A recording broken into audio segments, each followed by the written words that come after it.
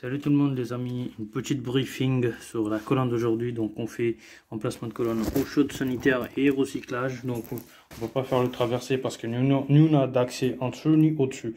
Donc là on remplace toute une partie de colonne qui est rouillée. Par contre là ici on est au 5e, au-dessus c'est 6e, donc au-dessus c'est le dernier étage. Le eau chaude sanitaire et eau chaude recyclage, il crée un bouclage au 5e étage du plafond, comme vous pouvez constater que je ne peux pas faire plus que ça. Donc moi je suis obligé de couper là, voilà, sur les deux parties de colonne. Je vais couper, je vais rajouter des raccords manchon compresse, raccord Gébo, en attendant qu'on a l'accès au-dessus et en dessus. Dès qu'à partir du moment qu'on a l'accès au-dessus, on peut venir modifier, mettre un T avec un coude pour raccorder eau chaude avec le recyclage, et on pourra monter notre colonne d'eau chaude au-dessus les amis, mélangée avec le recyclage. Toujours de bonnes toiles emery ou papier peint pour gratter tout autour du tube les amis, voilà, parce que j'ai appris avec du temps, c'est que s'il est mal gratté, le raccord il va pas se tenir.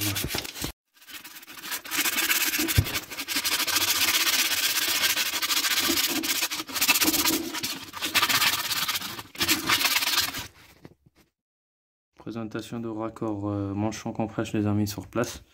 Donc là il n'y a plus qu'à faire le serrage. Une fois qu'on a fait le serrage, on compte le morceau de bas jusqu'au morceau d'en haut et on rajoute un autre raccord manchon compresse au dessus pour raccorder la colonne en deux parties.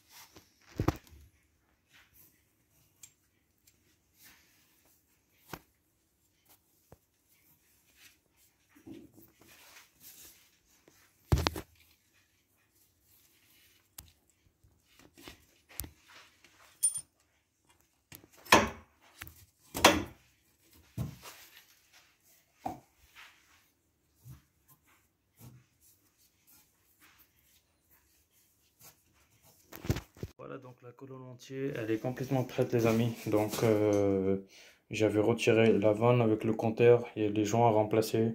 Chaque fois on intervient, on remplace les joints. Donc réduction, manchon, un autre raccord, je viens de faire un autre filetage au-dessus. Comme ça, demain quand je vais avoir l'accès au-dessus, ici, de là à là, je vais mettre un T avec un coude sur le côté et un membre au milieu pour qu'on puisse reprendre la même pièce qu'au-dessus. Mais bien sûr, après, on va remplacer toute une partie de cette pièce-là qui est pourrie. Voilà.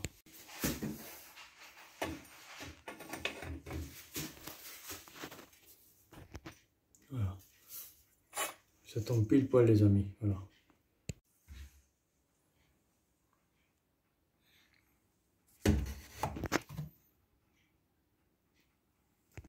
Remise en eau, les amis. Chaque fois, le même système, même méthode. Comme ce que je fais. Donc là je laisse ouvert le purgeur, attention, je laisse ouvert le purgeur de eau chaude recyclage, je ferme le purgeur de eau chaude sanitaire, vanne d'arrêt eau chaude recyclage fermé, je lance la pression eau chaude sanitaire, le réseau il va se remplir, l'air il va se vidanger là-bas et ça va cracher certaines merdes avec des couleurs marron. Ça évitera que les mousseurs dans les logements ils soient pourris les amis. Ou ça crée des blocs, des bouchons les amis.